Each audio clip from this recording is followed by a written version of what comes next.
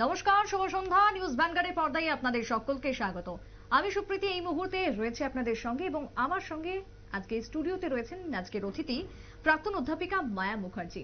মায়াদি, আপনাকে নিউজ ভ্যানগার্ডের লাইভে স্বাগত। নমস্কার। কেন এসেছেন আজকে প্রাক্তন অধ্যাপিকা? আজকে বিশেষ একটি আলোচনা নিয়ে আমরা রয়েছি। যুগের সাথে দেখুন তাল মিলিয়ে আধুনিক হচ্ছে এই দেশ, এই রাজ্য, এবং এই যখন আধুনিকতার ছোঁয়া লেগেছে তখন রোজগার একটা ফ্যাক্টর হয়ে দাঁড়াচ্ছে। আর এই রোজগারের ফ্যাক্টরেই মানুষকে ছুটতে হচ্ছে অর্থ রোজগারের নেশায়, এদিক থেকে সেদিক, ধনী থেকে মধ্যবিত্ত প্রত্যেকেরই এখন একই চিত্র। এবং তার ফলে দেখা যাচ্ছে কি, বাড়ির যে ছোট শিশুরা, বাচ্চারা, তাদেরকে রেখে যেতে হচ্ছে অন্যের কাছে। আর এর ফলে বাস্তব চিত্র কি হচ্ছে আজকে দেখাবো তারই কিছু ঝলক আপনাদের সামনে, বাস্তব কিছু ছবি। এই মুহূর্তে টেলিভিশনের পর্দায় আমরা একটি ছবি দেখাচ্ছি, সেই ছবি সম্পর্কে আমরা আরো ডিটেলে যাব। তবে যে বিষয়ের উপর আজকে আমরা আলোকপাত করব তা হচ্ছে শিশুদের উপর পাশবিক অত্যাচার আয়ার। আজকের দিনের আলোচনার মূল বিষয়বস্তু শিশুদের উপর পাশবিক অত্যাচার আয়ার। এবং সেই জায়গাতে দাঁড়িয়ে যে ছবি আপনাদের সামনে তুলে ধরবো তা দেখলে রীতিমতো চোখ কপালে উঠবে, আপনার গা শিউরে উঠতেও পারে। আপনার বাড়িতেও যদি এরকম কোনো আয়া থেকে থাকে তাহলে কি করবেন আপনি, করণীয় কি রয়েছে, এই নিয়ে থাকবে আজকের আলোচনা। পাঞ্জাবের ঘটনায় এই মুহূর্তে যোগ রয়েছে আগরতলার, তার জন্যই আজকের এই আলোচনার মধ্যে আমাদের আসা। এবং অভিযুক্ত আয়ার বাড়ি ডুকলি এলাকায়। এতক্ষণ যে ছবি, যে ভিডিও নিয়ে আমরা কথা বলছি, সেই ভিডিওটাই প্রথমে দেখাবো যে ওই ছোট্ট ছোট্ট দুধের শিশু দুই বাচ্চার সাথে ঠিক কি হচ্ছে। মা বাবা বাড়ি থেকে বেরিয়ে যাওয়ার পর আয়া তাদের সাথে কি আচরণ করছে, দেখাবো এক্সক্লুসিভ সেই ভিডিও।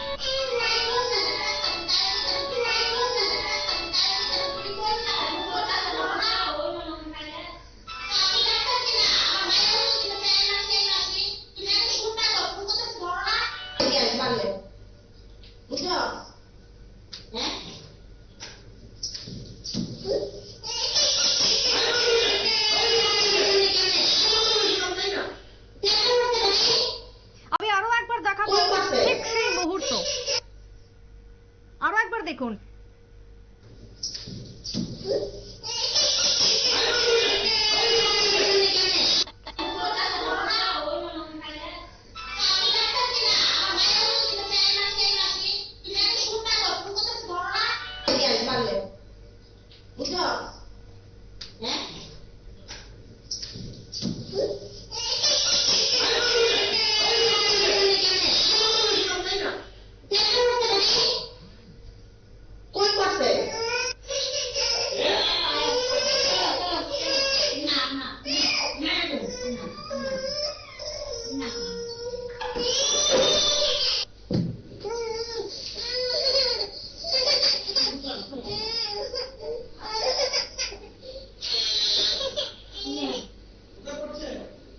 তুমি যে মাসে মিথ্যা কথা বলো, এই ক্যামেরাটাকে একটু দেখতে পাবো।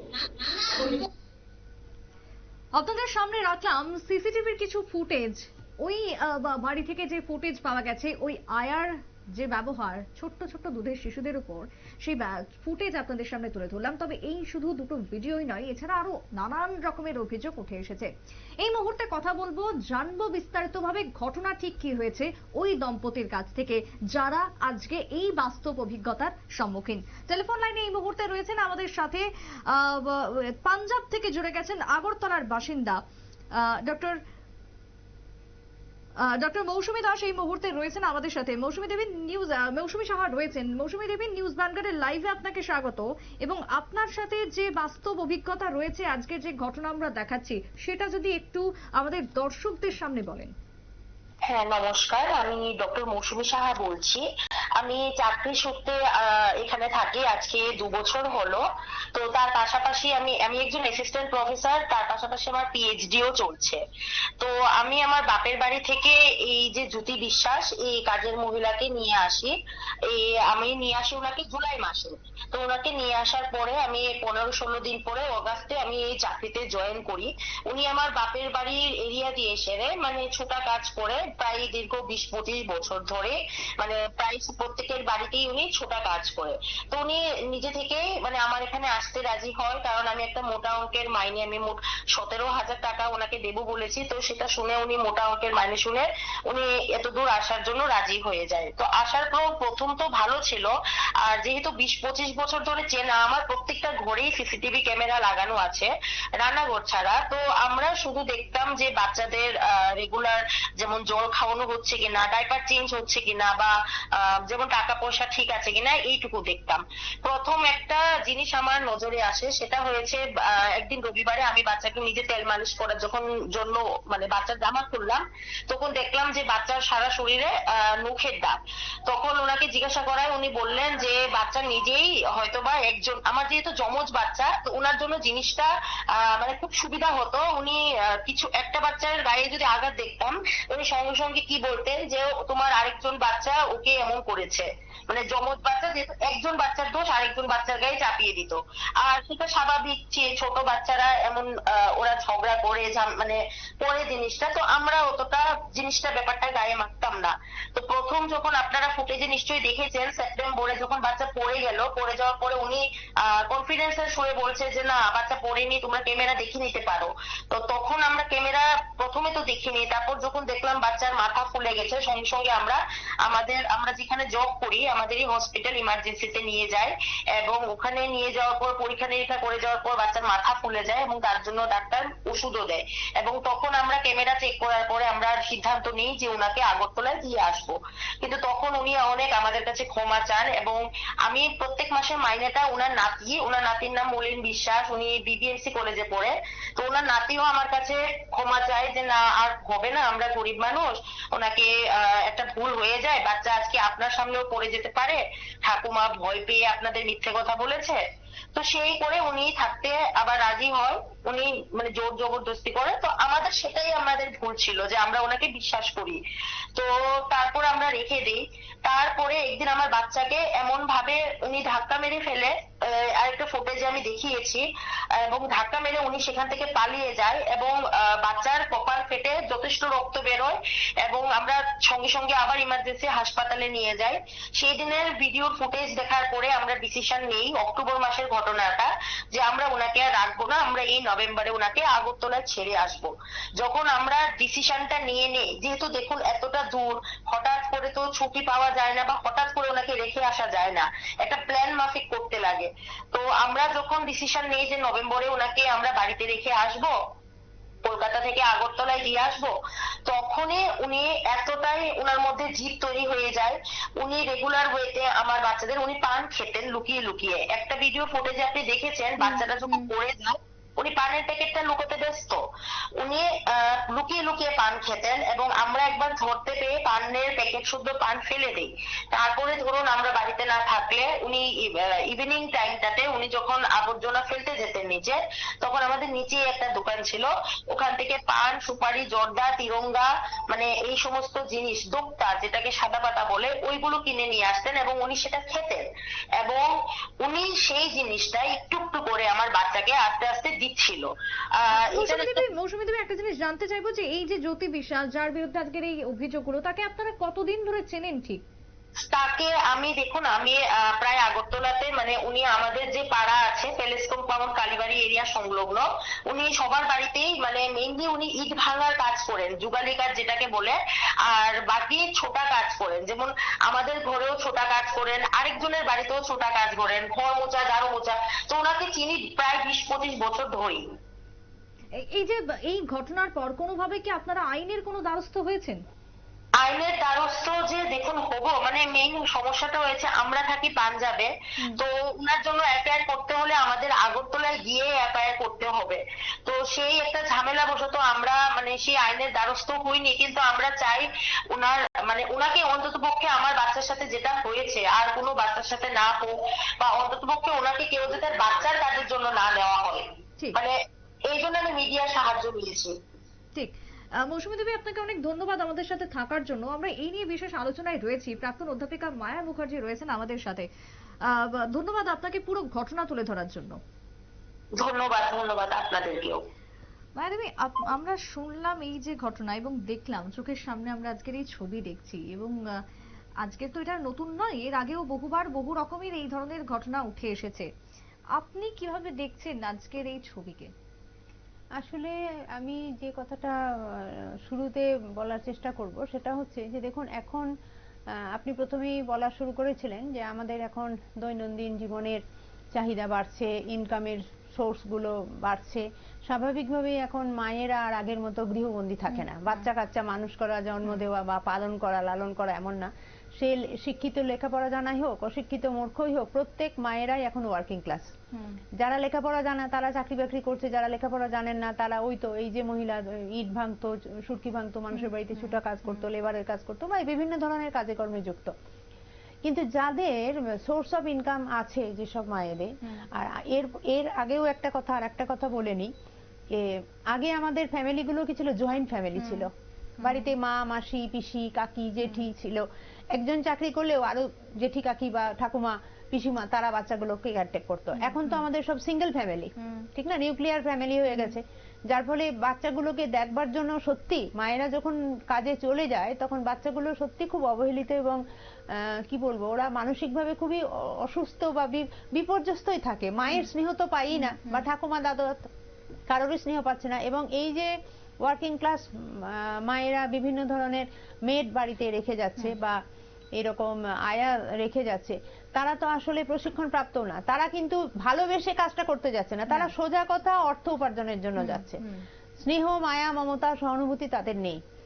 আর আমি যেটা মনে করি, বাচ্চাকে রাখতে গেলে, ছোট ছোট শিশুদেরকে রাখতে গেলে বিভিন্ন ধরনের কি করে বাচ্চাগুলোকে রাখতে হয়, বাচ্চাদেরকে কিভাবে ডাইপার পাল্টাতে হয় বা কিভাবে খাওয়াতে হবে, কিভাবে ও অসুস্থ হলে ওর প্রাথমিক চিকিৎসা, ওর মা বাবা বাড়িতে নেই, প্রাথমিক চিকিৎসা কি করতে হবে, এই সম্পর্কে ওয়াকিবহল না হলে আন্দাজের উপর একটা বাচ্চা রেখে দেওয়াটা কিন্তু সত্যি খুব অসুবিধাজনক। এবং এখন যে মহিলা কথাটা বললেন, উনি দেখুন, উনি নিজেই বলেছেন যে এই মহিলা ছুটা কাজ করতো এবং ইট ভাঙতো, সুরকি ভাঙতো। তো স্বাভাবিক এই মহিলা নিজের বাড়ি ঘরেও, এবং ঠাকুমা, বয়সটা ঠাকুমা গোছের, তার মানে উনি উনার বাচ্চা কাচ্চা দীর্ঘ বছর আগে নিজেই লালন পালন করেছেন কি করেননি যাই হোক, এখন ওনার নাতি টাতি বড় হয়ে গিয়ে পড়াশোনা করছে। অর্থনৈতিক অবস্থার বিপাকে নাতির পড়াশোনার খরচা চালানোর জন্য ঠাকুমা এই কাজটা বেছে নিয়েছে। তো স্বাভাবিকভাবে ওই বাচ্চা দুটোর মা বাবা যখন বাড়িতে থাকছে না, ওনার জর্দা খাওয়া, পান খাওয়ার অভ্যাস আছে, গ্রামের মানুষ, ত্রিপুরার মানুষ তো এগুলো ম্যাক্সিমামই খায়। তো ওইখানে ওই মহিলা বলছেন যে না, আমার বাড়িতে তুমি এগুলো খেতে পারবে না, হঠাৎ করে বন্ধ করে দিচ্ছে, কিন্তু উনি ডাস্টবিন ফেলতে গিয়ে নিচের থেকে আবার কিনে নিচ্ছে। তো এই নেশা তো ছাড়া যাবে না, এইভাবে তো বন্ধ করা যায়ও না। এবং বাচ্চাদেরকে কিন্তু আগেও দেখবেন ঠাকুমা তারা একটু করে বাচ্চাদেরকে পান খেতেও দেখতাম মুখে দিয়ে দিত, আমিও দেখেছি এরকম একটু পান আদর করে মুখে দিয়ে দিল। কিন্তু এটা ক্ষতিকারক দিক কি বা এটা নেশা হয়ে যাবে হয়তো এটা ভাবে না, না ভেবেই দিচ্ছে। কিন্তু আলটিমেটলি বাচ্চা তো খাচ্ছে না, খেতে খেতে বাচ্চারও হয়তো একটা সময় হ্যাবিট হয়ে যেতে পারে। হ্যাঁ, এই জিনিসগুলো কিন্তু খুবই কি বলবো, এই জিনিসগুলো মানে খুব অসুবিধাজনক। এবং আমি ব্যক্তিগতভাবে মনে করি যে সমস্ত ওয়ার্কিং ক্লাস লেডি যারা আছেন, যাদের বাচ্চা কাচ্চা, তাদের এইভাবে বাড়িতে আয়া না রেখে যদি আশেপাশে কোনো ভালো মন্টেসরি স্কুল বা ক্রেশ জাতীয়, যেখানে ক্রেশ আছে, এবং ক্রেশে কিন্তু 10টা 5টা এমন ক্রেশ না, আমি কলকাতা বা বড় বড় মেট্রোপলিটন সিটিগুলিতে ক্রেশ এমনও আছে যে সকাল 6টার থেকে শুরু হয়ে যায় শিফটিং ডিউটি। মা বাবারও শিফটিং ডিউটি থাকে, ক্রেশেও শিফটিং ডিউটি, যে আমি মা বাবা যতক্ষণ থাকছেন না ততক্ষণ বাচ্চারা সেখানে নিরাপদ। এবং নিরাপদ শুধু না, এবং অনেকটাই নিরাপদ, কারণ ক্রেশ তো একটা ব্যবসা প্রতিষ্ঠান, এটা একটা প্রতিষ্ঠান কিন্তু, এবং এই প্রতিষ্ঠান গভর্নমেন্টকে ট্রেড লাইসেন্স দিয়েই করছে, গভর্নমেন্টের কাছে নথিভুক্ত ট্রেড এরা। তারপরে সেখানে কিছু ঘটলে তাদের কালিমা লিপ্ত হওয়ার সম্ভাবনা, এবং ওরা যদি ওখানের কোনো আয়া এই ধরনের কিছু করে তো তার জন্য ওরা সম্পূর্ণই দায়বদ্ধ থাকবে মা বাবার কাছে, এবং ওদের রেপুটেশন নষ্ট হবে, গুড রেপুটেশন নষ্ট হবে। স্বাভাবিক, ওরা তো ওদের প্রফেশনালি এটাকে নিয়েছে না। তো আমি মনে করি যে যদি অ্যাভেলেবেল ক্রেশ আশেপাশে থাকে তাহলে এইভাবে বাড়িতে আয়া না রেখে আমার মনে হয় ক্রেশে রাখাটাই অনেক বেটার। সেক্ষেত্রে কি সব বয়সের বাচ্চাদের জন্যই ক্রেসে দেওয়ার নিয়ম রয়েছে?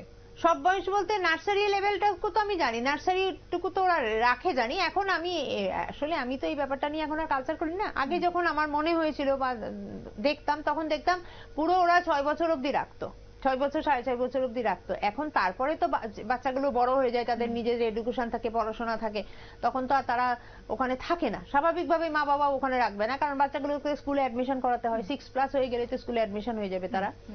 তো তখন অ্যাডমিশন হয়ে যাবে, তখন বাচ্চারাও নিজেদের দেখভাল নিজেরাও করতে পারে, অনেকটা বলতে পারবে মা বাবাকে যে আমাকে এইরকম মারছে বা কিছু হয়েছে। আমি এই প্রসঙ্গে একটা ছোট্ট একটা হঠাৎ করে আমার অনেক দিন পর মনে হলো কথাটা, যে আমি যখন উদয়পুরে চাকরি করতাম, তো তখন আমার বাচ্চাটাকে দেখভালের ঠিক বলবো না, মানে আমার বাচ্চাটাকে খেলাধুলার জন্য প্লাস আমি যে সময়টুকু থাকবো না এই সময়টুকু ওর সাথী হিসেবে থাকবে, আর আমাকে কিছু এই একটু বাসনটা ধোয়া, ঘরটা মোছা, এরকম টুকটাক কাজ করতে একটা মেয়ে আমি নিয়ে রেখেছিলাম। এবং ওই মেয়েটা আমার শ্বশুর বাড়ি গ্রামের, ওর মা আবার আমাদের বাড়িতে কাজ করতো, গ্রামের শ্বশুর বাড়িতে কাজ করতো। তো ওকে তখন বললাম, তখন যে বৌদি আপনি আমার মেয়েটাকে নিয়ে যান। তো নিয়ে গেলাম, 10-12 বছর মেয়েটার বয়স। ও ছোট, ও একদমই ছোট। আর আমার ছেলেটার বয়স তখন 3-3.5 বছর, নার্সারিতে পড়ে। তো আমি কলেজে যাওয়ার সময় ওকে বলতাম যে বাবু তুমি এই হোম টাস্ক গুলো করে নেবে। আমরা একসাথে খেয়ে নিতাম সকালবেলা। আমি যখন স্কুলে মানে কলেজে যেতাম, আমি ভাত খেতাম, ছেলেকে খাইয়ে দিতাম, ওই মেয়েটিকেও খাওয়াতাম। তারপরে বলতাম যে ভাই এখন হোম টাস্ক করবে, তুই ঘরগুলো মুছে টুছে পরিষ্কার করে নিবি, ঘরগুলো মোছাটা বাকি আছে, এরপর স্নান টান করে ভাই বোনে খেলবি। তো ন্যাচারালি তাই করতো। কিন্তু একদিন কি হয়েছে, তখন ওই শক্তিমান চলতো টিভিতে, ওই টাইমে ভীষণ শক্তিমান চলতো। তো এবার আমিও স্কুলে মানে কলেজে বেরিয়েছি, আর ও আমার ছেলেকে বলেছে ভাই এখন তোকে হোম টাস্ক করতে হবে না, এখন শক্তিমান, তুই টিভিটা খোল। ও টিভিটা খুলতে পারতো না, টিভিটা খুলতে জানতো না। তা আমার ছেলে তো টিভি খুলতে পারতো। তো বলছে দিদি আমি এখন খুলবো না, মা বলেছে টাস্কটা করে নিই, তারপর আমরা টিভি দেখবো। না, শক্তিমান তো দেখা যাবে না, শক্তিমান তো শেষ হয়ে যাবে। এবার আমার ছেলেকে দিয়েছে এক কষে কামড়। আর ভাগ্য ভালো, ওই কামড়ের আওয়াজ শুনে আমি গভর্নমেন্ট কোয়ার্টারে থাকতাম, আশেপাশের টোকানদার যারা আছে রোড সাইডেই আমার ছিল, এবং সবাই আমার ছেলেটাকে খুব আদর করতো, ভালোবাসতো। ওরা জানতো যে বাড়িতে আমরা কেউ থাকি না, বাচ্চাটা একা থাকে। ওরা দৌড়ে বাড়িতে ঢুকে গেছে। ঢুকে তো আমার ছেলেকে দেখে যে এখানে মানে দুটো দাঁত অলরেডি, বাচ্চাটা বসে একটু ব্লাড এসছে। তো এবার আমাকে খবর করেছে, আমি তাড়াতাড়ি এসছি। আসার পরে আমি এবার ওকে বললাম যে কেন বাবু তোমাকে এটা দিদি ভাই, মামা এটা দিদি আমাকে কামড়ে দিয়েছে দেখো। কিরে, মেয়েটার নাম শঙ্করী ছিল। আমি শঙ্করী, দিদি ভাইকে কামড়ালি কেন? শঙ্করীতে চুপ। এবার আমার ছেলে বলছে মা তুমি হোম টাস্ক করতে বলেছো, আর দিদি আমাকে বলছে শক্তিমান দেখবে। তো শক্তিমান দেখবে, যার ফলে আমি এটা করে নিয়ে আমাকে দিদি কামড়ে দিয়েছে। তো আমি কি করলাম, সঙ্গে সঙ্গে ওকে বাড়ি পাঠিয়ে দিলাম, যে আমি তোকে আর কোনোভাবেই রাখবো না, আমার অ্যাবসেন্সে তুই ভাইকে কামড়ে। তো এই যে ঘটনাগুলি কিন্তু ওয়ার্কিং ক্লাস লেডিজদের প্রত্যেকের জীবনে কিছু না কিছু ঘটনা এরকম ঘটে আছে। এরকম অভিযোগ কিন্তু ঝুড়ি রয়েছে আমরা যদি ধরি। তো সেই জায়গাতে দাঁড়িয়ে এই যে জ্যোতি বিশ্বাস আজকে যাকে নিয়ে এই অভিযোগটা উঠে এসেছে, এই ধরনের ঘটনা যদি ঘটে থাকে, তাহলে সেক্ষেত্রে কি আইন আনা উচিত বলে আপনার মনে হয়? এক্ষেত্রে কি আইনের আওতায় আনা উচিত তাদেরকে? দেখুন, আমি ফট করে আইনের আওতায় আনার কথা যে বলবো, আমি মনে করি যে এখন তো এই যে আমাদের অ্যারাইজ করেছে একটা নতুন সিচুয়েশন, এই সিচুয়েশনের জন্য আইন অবশ্যই আনা দরকার। কারণ আগে তো এরকমের সিচুয়েশন তৈরি হয়নি। আগে আমরা গৃহপরিচারিকা, আমাদের মা, মাসি, কাকি, জেঠি তারা সবাই রাখতেন গৃহপরিচারিকা, এবং তারা নিজেরা বাড়ি ঘরে থাকতেন, তাদের বাচ্চা কাচ্চা নিজেরাই লালন পালন করতেন। তারা ফ্যামিলিতে রান্নার, বাসন ধোয়া, রান্নার কাজে হেল্প করা, কাপড় কাচা, ঘর মোছা এইসব কাজ করতো অ্যাজ এ গৃহপরিচারিকা। কিন্তু এখন গৃহপরিচারিকা বলতে যদি আমরা আয়া ভাবি, তাহলে কিন্তু সেটা একদমই তাই না। আয়া মানেই তাদেরকে ট্রেন্ড আপ হতে হবে। এখানেই জানবো যে এই যে একটা সময় আমরা এখন বর্তমানে যেটা দেখছি যে ওই প্রাইমারি লেভেলে যাদের পড়াশোনার জন্য দায়িত্ব দেওয়া হচ্ছে, বিভিন্ন রকম এখন ট্রেনিং বেরিয়েছে যে তারা প্রপার ট্রেনিং করে তারপরে তারা যাবে বাচ্চাদের কাছে, বাচ্চাদের পড়াশোনা হোক বা একেবারে বেসিক যদি পড়াশোনাটাও ধরে, সেক্ষেত্রে একটা ট্রেনিং দেওয়া হচ্ছে, প্রশিক্ষণ দেওয়া হচ্ছে। কিন্তু আজকের দিনে দাঁড়িয়ে যারা গভর্নেন্স, যারা আয়া হিসেবে কাজ করছে বিভিন্ন বাড়িতে, তাদের ক্ষেত্রে কি কোনো ট্রেনিং রয়েছে বা হওয়া কি উচিত? হওয়া 100% হওয়া উচিত, কিন্তু অনেকের ক্ষেত্রেই এগুলো নেই।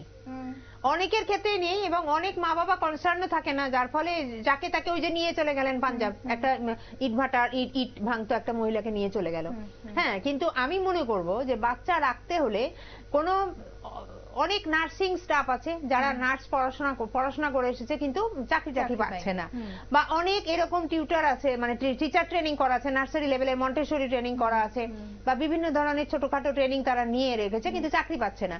কিন্তু ওদেরকেও এরকম লোভনীয় অফার দিলে ওরা কিন্তু বাচ্চাটাকে কেয়ার টেক, কিন্তু ওরা অনলি ফর বাচ্চা কেয়ার টেক করবে, ওরা কিন্তু বাড়ির অন্য কাজ করবে না। আমি যদি মনে করি যে আমি মাল্টিপারপাস ওয়ার্কে আমি নিয়ে যাব, তাহলে কিন্তু ওই শিক্ষিত মেয়েরা ওই কাজ করতে যাবে না, ওরা শুধু বাচ্চাটা দেখভাল করার জন্য থাকবে, যে বাচ্চাটা একটু সময়ে একটু খেলা, ওর সাথে একটু পড়াশোনা, এবিসিডি শেখা, অ ক খ শেখা, বা ওর হঠাৎ করে ও অসুস্থ হয়ে পড়লো তাকে কিভাবে প্রাথমিক ট্রিটমেন্টটা করবে, এই জিনিসগুলি ওরা করবে। তো যারা ওয়ার্কিং ক্লাস লেডিজ মাদার, তাদেরকে ভাবতে হবে যে আমি আমার বাচ্চাটা যে রেখে যাচ্ছি, যার হাতে রেখে যাচ্ছি সে সম্পূর্ণভাবে আমার বাচ্চাটাকে কেয়ারটেক করতে পারবে কিনা। আমি যদি মনে করি যে আমার রান্নাতেও আমাকে সাহায্য করবে, আমার কাজেও আমাকে সাহায্য করবে, আবার আমার বাচ্চাটাকেও মাঝখানে রেখে দেবে, তাহলে কিন্তু হবে না, তাহলে সেটা সম্ভব হবে না। তাহলে সেই জিনিসটা কিন্তু আপনাদের এটা মাথায় রাখা দরকার, এবং অবশ্যই একটা লিগ্যালি আইনগত জিনিস থাকা দরকার। এবং আমার মনে হয় এখন এটা খুব একটা বার্নিং ইস্যু, এটা কিন্তু ঘরে ঘরে এই জিনিসটা লাগবে, এবং সরকার থেকে যদি এই জিনিসটা একটা সুন্দর করে আইনের মধ্যে দিয়ে আনা হয়, তাহলে এটা খুব ভালো হয় বলে আমি মনে করি। বেশ, আরেকটা জিনিস, এই যে আমরা আজকে যে ছবি দেখলাম, ডক্টর মৌসুমী সাহা যারা জানাচ্ছেন যে তাকে এত দূরে থাকেন বলে পরিবারের সাথে কথাবার্তা বলা হলো, পরবর্তীতে তাকে নিয়ে আসা হলো, আগরতলাতে তাকে দিয়ে চলে যাওয়া হলো। এক্ষেত্রে তারা কোন রকম ভাবে আইনের সহায়তায় কোথায় যাবেন, কি করবেন, খুব স্বাভাবিকভাবে তারাও বুঝে উঠতে পারছে না, কাজ করবেন, বাচ্চা সামলাবেন, না আইন আদালতের পেছনে ছুটবেন। তো সেই জায়গাতে দাঁড়িয়ে আমরা বাইরের দিকে বিভিন্ন নিয়ম শৃঙ্খলা দেখি, এই যে যাদেরকে নিয়ে যাওয়া হচ্ছে তাদের জন্য একটি অর্গানাইজেশন থাকে। এই শহরে বা এই রাজ্যে কি এমন কিছু রয়েছে? এই শহরে অর্গানাইজেশন একদম সংঘবদ্ধভাবে আছে বলে আমার ধারণা নেই, তবে আমি একটু ভাষা একটা নিউজ পেয়েছিলাম। যেমন আমি আমার বাড়িতে হাউসমেড রাখার জন্য, আমি যখন চাকরি করতাম আগরতলা ডায়েটে, তখন ওইখানে যে সমস্ত দোকানগুলো আছে জিবি বাজারে, তো বেশ কিছু দোকানে আমার খাওয়া দাওয়া হয় বা আমরা জিনিস কিনি। তো ওই দোকানদারকে বললাম, তুমি তোমার রেস্টুরেন্টের মালিক, বললাম ভাই তোমার দোকানে তো অনেক মহিলা কাজ করে, আমাকে একটা মহিলা দাও না আমার বাড়িতে কাজের জন্য। তখন বললো, ম্যাডাম আমার তো এই দিক থেকে লোকজন আমার জীবিতে এসে কাজ করে, আপনার বাড়িতে তো জয়নগর, আপনি বটতলাতে একটা সংস্থা আছে, একটা লোক আছে, অফিসিয়াল ঘরটার আছে কিনা জানি না, একটা লোক আছে, ও বেশ কিছু মেড দেয়, ও মেড সাপ্লাই করে। এটা তো কতদিন আগে? এটা ধরুন বছরখানেক আগে।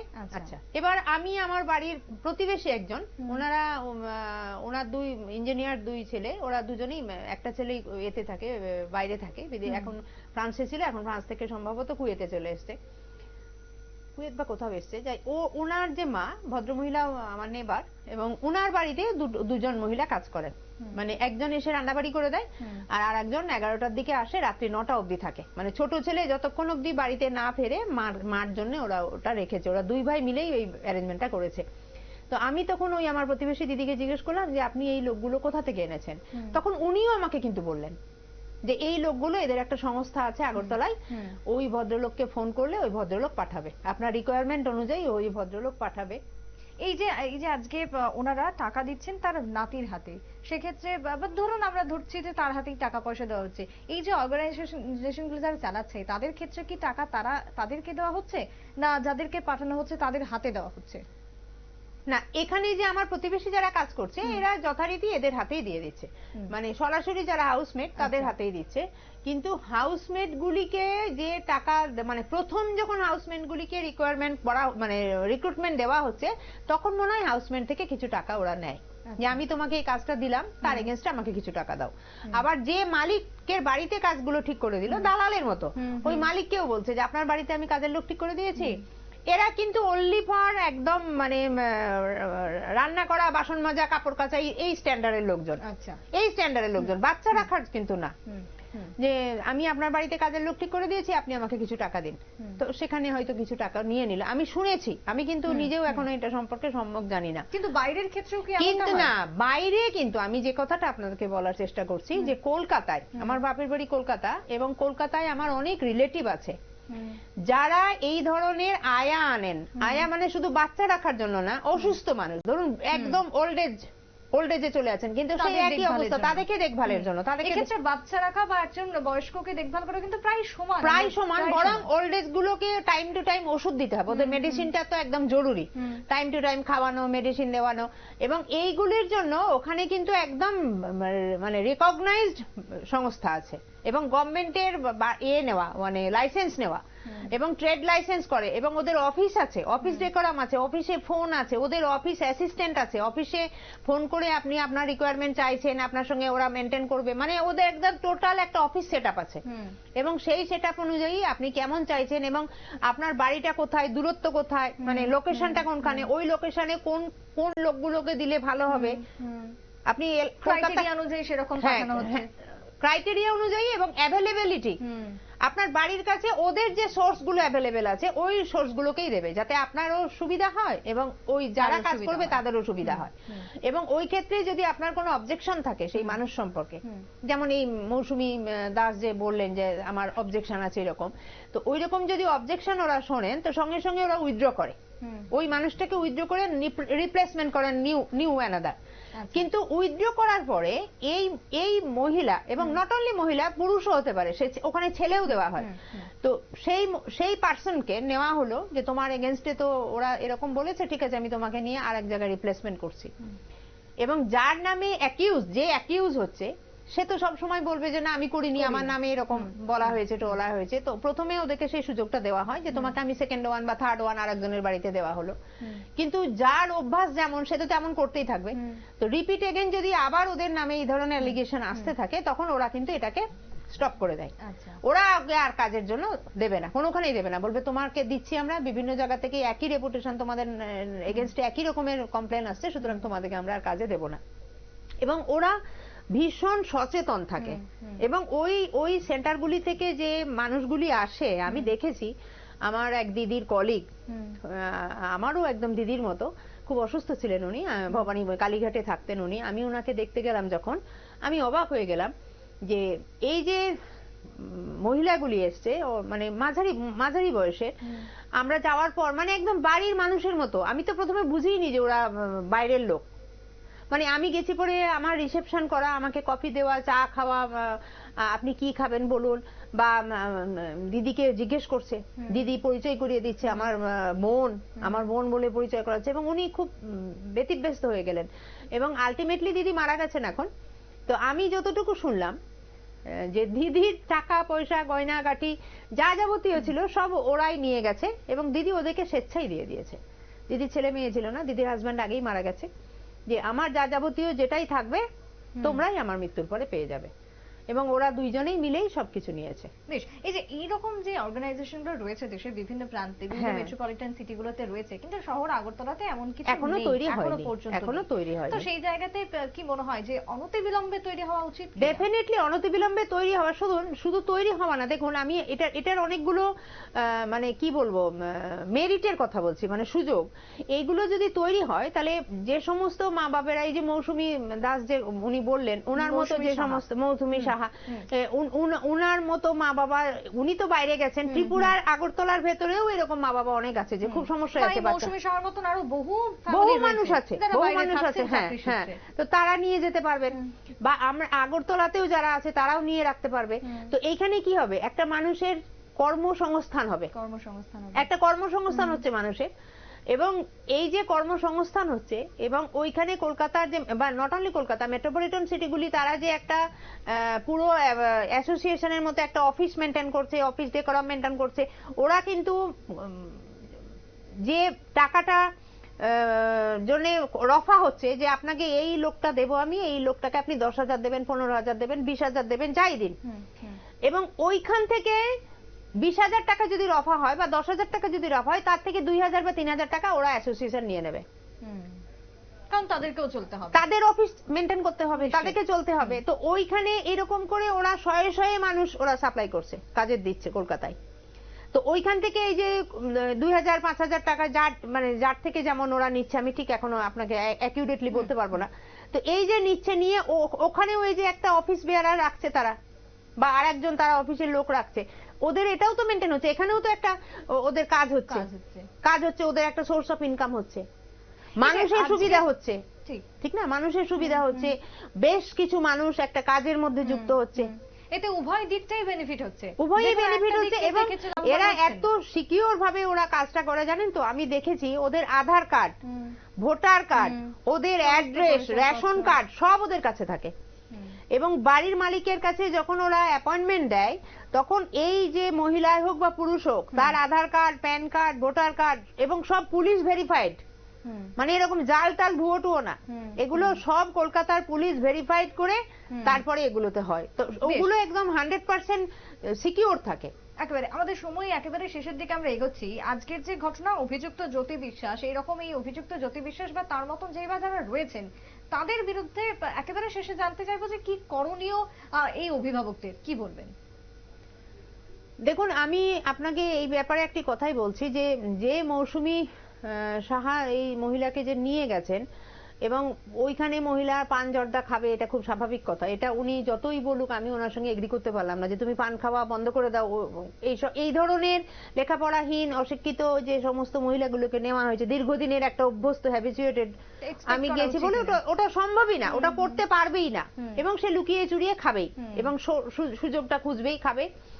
এবং এই যে বাচ্চা পড়ে গেছে, ফেলে দিচ্ছে, হয়তো বাচ্চাটা এসছে, ওরা তো একটু অশিক্ষিত, মানে বুঝছে না যে আমার এই জোরে ঠেলাটা বাচ্চাটা পড়ে যাবে, হয়তো বুঝছে না, সে ভেবেছে যে আচ্ছা একটু সরিয়ে দিই, আমি পান খাচ্ছি, পানটা একটু আরাম করে খাই। এরকম তো আমরা বাড়ি ঘরেও করে না, ওরা বাড়ি ঘরেও এমনই করে, ওদের নিজেদের সন্তান সন্ততি নাতিটা থেকে এমনই করে। তো সেই ক্ষেত্রে মৌসুমী সাহা হয়তো ভাবছে যে আমি 17,000 টাকা করে দিচ্ছি, কেন এরকম হবে। তো আমি উনাকে বলবো যে উনি এটার এগেনস্টে পুলিশে এফআইআর করলেও পুলিশ এটা কি করবে বলুন? কিচ্ছু করার নেই পুলিশের। পুলিশ কি করবে? পুলিশ বলবে আপনি তো নিয়ে যাওয়ার সময় ওকে ভেবে নিতে পারতেন যে এর দ্বারা আপনার কাজ পারপাস সার্ভ হবে কিনা, এর দ্বারা বাসন মোজা, ঘর মোছা, কাপড় কাচা এগুলো হবে, এর দ্বারা বাচ্চা মেনটেন করা সম্ভব না। আপনি যেভাবে বাচ্চাকে মেনটেন করার কথা বলছেন, ডাইপার পাল্টানো, টাইম টু টাইম ওকে খাওয়ানো, টাইম টু টাইম ওর অসুস্থ হলে সেবা করা, শুশ্রূষা করা, এটা মৌসুমী সাহারও উচিত ছিল একটা ভালো শিক্ষিত মানুষ বাচ্চাকে রাখার জন্য নিয়ে যাওয়া।